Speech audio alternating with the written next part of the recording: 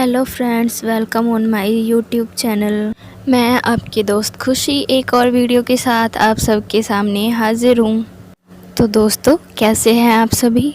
मैं आशा करती हूँ कि आप सब लोग बहुत ही अच्छे होंगे, स्वस्थ होंगे और मस्त होंगे। तो दोस्तों, आज का मेरा टॉपिक होगा कोविड-19। आप सब ने ये कहावत तो सुनी ही होगी कि prevention is better than cure.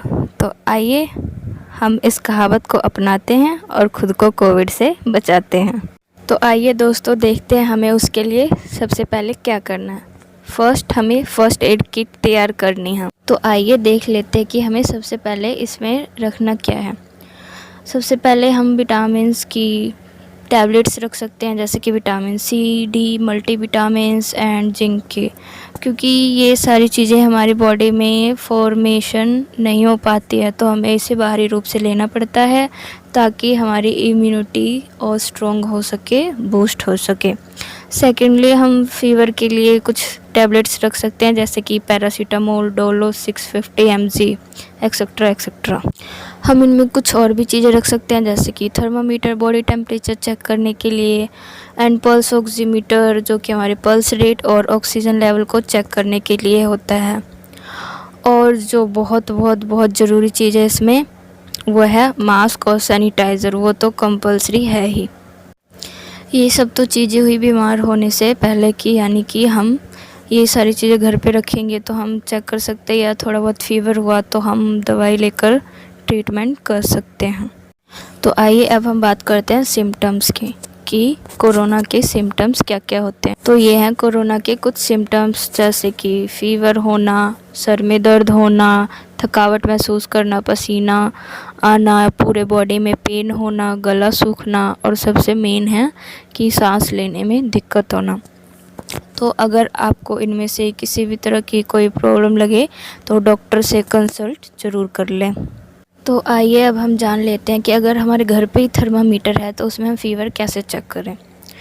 तो जो हमारे नॉर्मल बॉडी टेम्परेचर होता है वो 92 से लेके 98.6 डिग्री सेल्सियस तक होता है, और अगर इससे ज़्यादा है तो आपको फ़ीवर हो सकता है। जैसे 99 पॉइंट से 100 तक है तो आपको नॉर्मल फ़ीवर है, और अगर 100 से 102 या उससे अबोव हुआ तो इसका मतलब है कि आपको ज़्यादा फ़ीवर है। अब हम जान लेते हैं कि हम अपना पल्स रेट यानी कि हार्ट बीट रेट कैसे चेक करें। तो जो एक नॉर्मल व्यक्ति होता है उसका हार्ट बीट होता है 1 मिनट में 72 बार, यानी कि 1 मिनट में हमारा दिल 72 बार धड़कता है। और इसका नॉर्मल जो रेंज होता है वो 60 to 80 होता है, इसमें कोई दिक्कत वाली बात नहीं है। बट अगर इससे ज़्यादा बढ़ जाता है तो ये दिक्कत वाली बात होती है।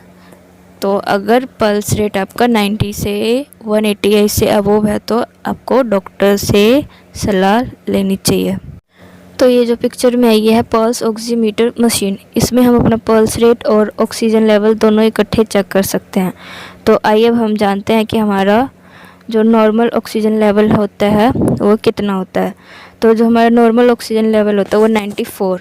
अगर 94 से आपका ऑक्सीजन लेवल कम होने लगे, जैसे कि 93, 92, 91, तो ये तो लो रेंज में आता है। और जैसे ही वो 90 से और कम होने लगे, इट मीन्स कि वो वेरी लो हो रहा है, बहुत ही ज़्यादा कम हो रहा है। तो इस सिचुएशन में आपको डॉक्टर से बात कर लेनी चाहिए, और हो सके तो ऑक्सीजन का अरेंज भी कर लेना चाहिए।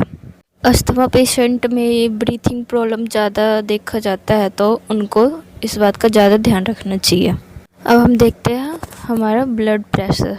तो जो एक नॉर्मल व्यक्ति का ब्लड प्रेशर होता है वो 120/80 Hg होता है, ये नॉर्मल कंडीशन होता है।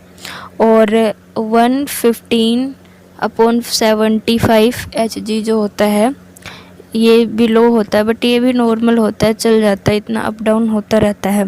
बट अगर किसी का बीपी 150/95 है, इट मीन्स कि या उसका ब्लड प्रेशर बहुत ही ज़्यादा बढ़ रहा है, और इस कंडीशन में ज़्यादा प्रेशर इंक्रीज़ होने की वजह से हमारे जो ब्लड वेसल्स होते हैं उनका फटने का डर रहता है।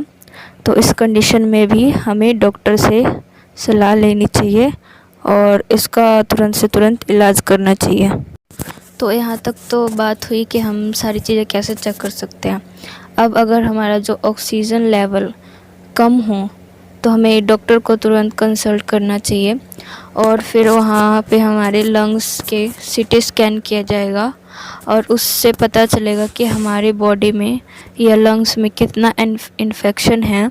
उसी इन्फेक्शन के अकॉर्डिंग ही हमारा इलाज किया जाएगा।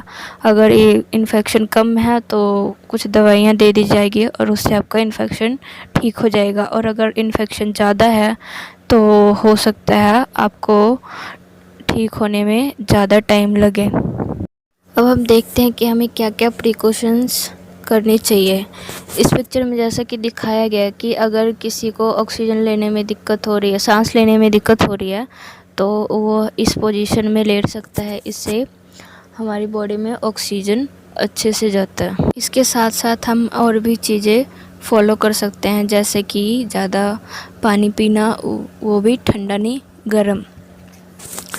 खट्टे फलों का सेवन करना, और जो वायरस का पीएच लेवल है उससे ज़्यादा पीएच लेवल की चीज़ें खाना, और साथ साथ साफ़ सफाई का ध्यान भी रखना है, जैसे कि सैनिटाइज़ करते रहना है और लोगों से डिस्टेंस मेंटेन करना है, और दवाइयाँ भी टाइम पे लेते रहना है। तो आज के वीडियो में बस इतना ही।